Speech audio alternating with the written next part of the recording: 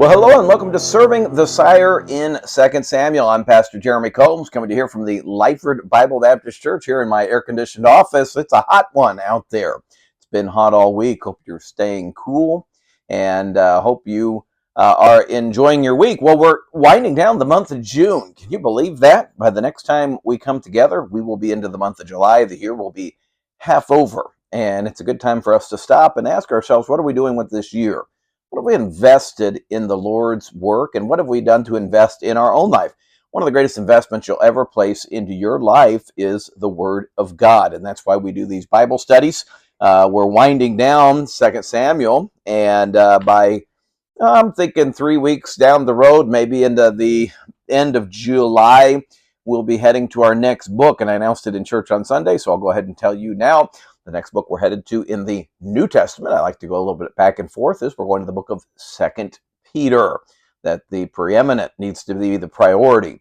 And it's a lot about false teachers and how do we keep from being bamboozled? How do we keep from getting pulled in to their doctrinal error? Well, we've got to make the Lord preeminent. And how do we make the Lord preeminent? We make the preeminent one a priority by his precepts, by making the Word of God important. It's a short book. It's only 3 chapters, and so I don't think it'll take us real long to be in it, but I certainly am looking forward to it, and I am looking forward, though, to finishing out 2 Samuel chapter 21 today, and then rounding out the book. Well, we come to a section that is very interesting. It is one that it's kind of just a list of names and a couple of military antidotes. I wouldn't even say battles or skirmishes, although there's a degree of that mentioned, but it's significant because God mentions it in his word. And so as we look at this passage, there's 4 people, 4 enemies that are listed, and there's 4 characteristics about these enemies, and they all have one thing in common. They're the 4 that are no more. And that is because God gives the victory to David. And so who are these 4 that are no more? Well, let's look at it. 2 Samuel chapter 21 and verse number 15. And moreover, the Philistines had yet war again with Israel. Philistines were constantly at war with Israel. When we first started back in 1 Samuel, remember, it's the Philistines that came up, and they took the ark. And then we find Saul, when he first becomes king, they're the ones that come and battle against him. We find that it's David who meets the mighty champion of the Philistines, Goliath. And then later on, it's David and Saul battling the Philistines. And then as Saul is chasing David, he is pulled back numerous times because of Philistine attacks. And eventually it is the Philistines that are going to kill King Saul. Well, the Philistines are always returning, and it reminds us all that there's problems, there's enemies in our life that you wish you could just win the battle and it was over. But it's not always that way. In fact, very rarely is it that way. And so the Philistines, old adversaries, are returning, and David went down and his servants with him, and he fought against the Philistines. Well, that sounds like good old David, doesn't it? He's right at the head. He's leading his men into battle. But yet we see some vulnerability here for David, because the next couple of words would make us nervous, and it certainly made David concerned and his men terrified. It said, and David waxed faint. That is, he got very faint in battle, to the point where maybe he faltered, fell over. And it was within that close of him having his life ended. Where does this fit in the book of Samuel? That's a big debate. Some believe this is early. I don't. I tend to think this is for sure after the revolts of Absalom and Sheba, because we know that he goes out or wants to go out and fight against Absalom, but his men won't let him go. And you'll see in just a few moments, it's after this event that they tell David, you're no longer going to go out into the battle with us. That was a hard thing for David to hear. We're going to get to that. So he waxed faint, and Ishbi-Benob. Okay, wow, what a name that is. Ishbi-Benob, which was one of the sons of the giants. There were a lot of giants in the land, rather tall, imposing individuals. And he had the weight of whose spear weighed 300 shekels of brass in weight. So A lot of folks believe that that spear would have weighed, maybe 60 pounds. It also says that he, being girded with a new sword, thought to have slain David. And so, as we look at these four men that are no more, we find Ishbi-Benob is noted in these verses for his armament, for how he went into battle. That he had the best of the sword, and he had this impressive spear that weighed an unbelievable amount. And yet, as he comes, we're going to see that he's going to be defeated. And it's going to come from one of my favorites here in the book of 2 Samuel. In verse 17, when all seems lost, David is about to be slain. Abishai, the son of Zeruiah, succored him. That is, he came to his aid, and he smote the Philistine and killed him. Then the men of David swear unto him, saying, Thou shalt go no more out with us to battle, that thou quench not the light of Israel. So Abishai, all those years that Abishai was rash, was impulsive. Look, God's delivered Saul. Let's kill him. Hey, look, let me go up and take off Shimei's head, that dog. And David cautions him. David works with him.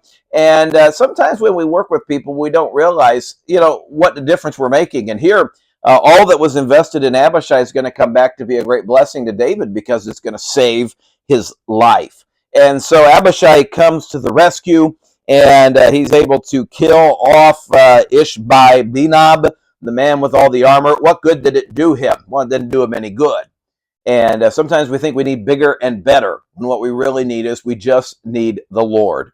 And we find the men tell David here, you need to not go back out. You've fought your fights. You're worth more to us alive than dead.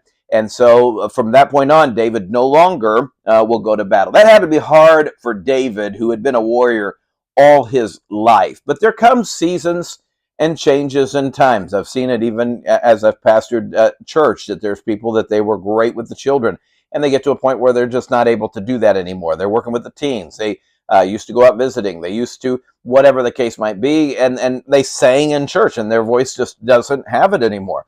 And we find when there's some things that fall off, there's other things that God's going to bring on. And so be not weary. Maybe you're waxing faint. God still has a purpose and a plan for you, and you can still make a big difference in the lives of other people. And so the first one we mentioned of a name, the one that was no more, is that first we see it's Ishbi-Benob, and he's known for his armor. Then we get to verse 18. And it says, And it came to pass after this that there was again a battle with the Philistines at Gob. And we're not exactly sure where Gob is, but probably along the border of the Philistines and the Israelites. Then Sibbecai the Hushathite slew Saph, which was of the sons of the giant. Now, the only thing we know about, and if I'm saying his name right, Saph, S-A-P-H, is that he was sons of the giants, that he was noted for, again, for his appearance. One of the themes of 1 Samuel, remember, is man looks on the outward appearance, God looks on the heart. If we spend as much time working on our inside as we do on our outside, we would be much better people. And here this man goes to war, and he's one of the four that will be no more. He comes based upon not his necessarily his armor, but the emphasis here is his appearance. He's an opposing person, but a man that's going to fight for the Lord, like Sibbecai the Hushathite, he takes him down.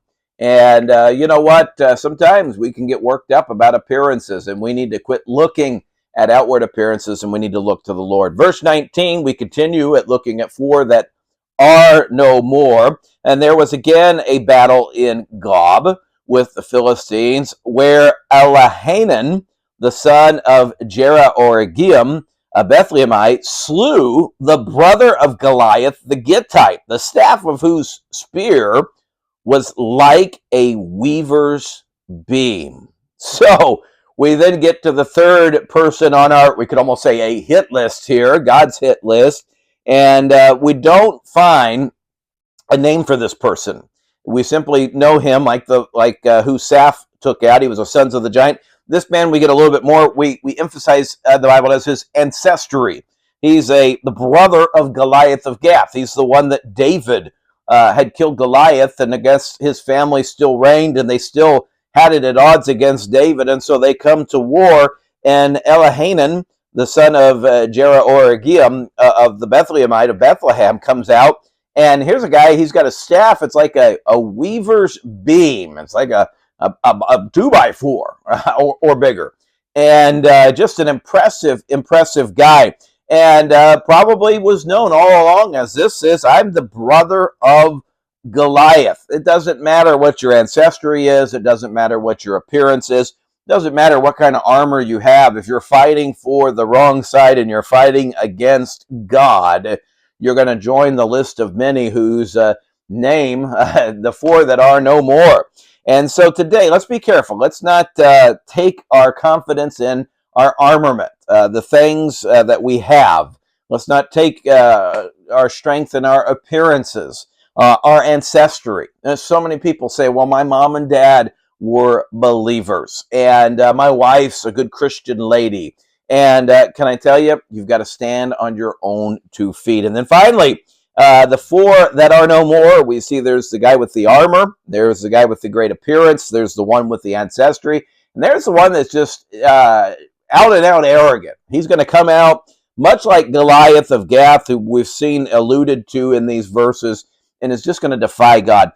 Verse number 20, and there was yet a battle in Gath. Now that's probably a name we're more familiar with, where was a man of great stature. Now look at this. He had on every hand 6 fingers, and on every foot 6 toes, 4 and 20 in number. He also was born to the giant. That is, he was a freak, a specimen. It was not only a giant, but he had an extra finger and a couple extra toes.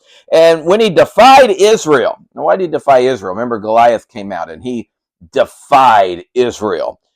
He's defying not just Israel, he's defying the God of Israel. It says, Jonathan, the son of Shimeah, the brother of David, slew him. Okay, now, you remember when David attacked or killed Goliath, his brother, and this would be the older brother, came out and said, David, what are you doing here? I know you're a haughty spirit. You've come out and kind of mocked or kind of tried to put David in his place. Well, David, because of his stand for the Lord, made a difference not only in his life, but in the lives of others. And so now we find that Shimeah, the brother of David, is going to come, and old 6 fingers and 6 toes on each side is going to be slain, even though he's out there boasting how great he is and what he's going to do to the God of Israel. Verse 22, these 4 were born to the giant in Gath and fell by the hand of David and by the hand of his servants. Who were these men? A lot of folks believe that these 4 were all related to, maybe they were the additional brothers to Goliath, or were his descendants. We're not positive, but we know that there were many giants in the land, but they all fell. And the example here is of 4 men who came out to defy God with their armor, with their appearance, with their ancestry, with their arrogance, and now they're 4 that are no more. David's going to go into chapter 22, and he's going to talk about, where did I get this strength from? Who is it that aided me in battle? It is the Lord. It is the Lord. And what a great chapter 2 Samuel 22 is going to be. Well, I hope you'll join us next time as we'll jump into 2 Samuel chapter 22, a psalm that is outside of the book of Psalms. In fact, it's a mirrored psalm of Psalm 18. Many people believe that 2 Samuel 22 was written first, and then they kind of edited it a little to make it for corporate worship, and that's what Psalm 18 is. Well, we'll delve into that next time. If you're in the area, we'd love to have you on Sunday. We've got services at 10 and at 6. Well, as always, thank you for joining us. Have a great weekend and stay safe out there. God bless you.